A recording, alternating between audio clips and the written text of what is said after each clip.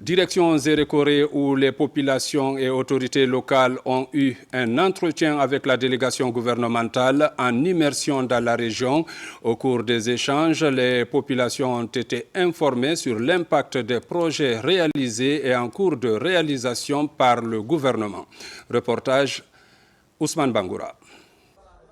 Entouré des membres du gouvernement, Amadou Ouriba rencontre les élus locaux et populations des Zérékoré. Il planche sur tous les sujets qui préoccupent la population en ce qui concerne l'accès aux services sociaux de base.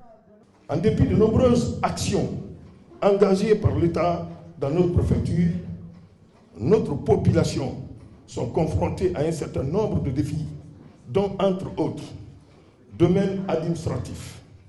Pour donner une image à l'autorité de l'État, la base est nécessaire de procéder. 2. La rénovation de l'équipement de bloc administratif du gouvernorat. La rénovation de l'équipement de la résidence du monsieur le préfet. La rénovation des logements des secrétaires généraux de la préfecture. La construction des infrastructures administratives, bureaux de sous-préfet, de Yalézou, Bundouma, Kobela, Weke et Wame. Domaine de découpage territorial, érection d'un nouveau district du quartier pour mieux rapprocher les administrateurs à leurs administrés. Après avoir écouté attentivement les préoccupations des uns et des autres, Amadou Ouriba assure que les mécanismes sont envisagés devant améliorer les conditions de vie des populations à la base. Monsieur le préfet a fait la synthèse de toutes les préoccupations des populations de la ville de Zérékoré. Pratiquement tout ce qui est là est tout à fait légitime. Et c'est normal pour que la capitale sud de la République de Guinée puisse avoir tout ce qui est dans le discours de M. le Préfet. Déjà, le PNRAVEC, c'est-à-dire le recensement administratif à vocation d'état civil, qui est déjà engagé par l'administration du territoire, a besoin de votre coopération et de votre aide pour que les populations, dans la discipline et de manière massive, se fassent enrôler.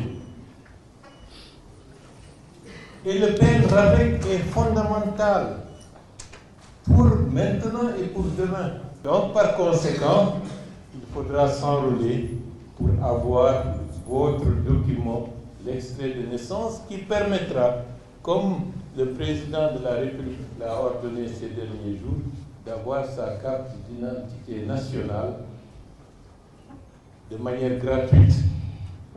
Le Premier ministre a en outre invité les populations à cultiver davantage l'amour du prochain et le vivre ensemble. La question relative au titre foncier, souvent source de conflits domaniaux dans les familles, est une préoccupation du gouvernement. Nous avons essayé, en travaux de groupe, d'aller beaucoup plus en profondeur. Pour analyser les résolutions ou les mesures qui ont été identifiées, mais il était de notre devoir, dans les travaux de groupe, de voir est-ce qu'en dehors des mesures, en fonction des axes d'intervention, des mesures qui ont été identifiées, est-ce que ces mesures-là nous conviennent? À défaut, est-ce que nous pouvons ajouter d'autres mesures? Et c'est ce qui a été fait en travaux de groupe. Et c'est ce qui peut nous permettre de prendre en compte les préoccupations des communautés jusqu'au niveau central. Je voudrais qu'après chaque décennie, un code puisse être évalué pour apprécier les insuffisances ou les forces de sa mise en œuvre. Il s'agit donc d'abord de fixer la vision du gouvernement par rapport à cette politique. L'inclusivité, pas d'exclusion, la sécurisation foncière, l'accès de droit à tous au foncier. Initié par le ministre de l'Urbanisme, de l'Habitat, de l'Aménagement du Territoire et chargé de la récupération des domaines spoliés de l'État, Mori Kondé a réaffirmé la volonté du président de la République, général Mamadi Doumbouya, à réduire considérablement cette pratique afin de promouvoir la quiétude dans la cité.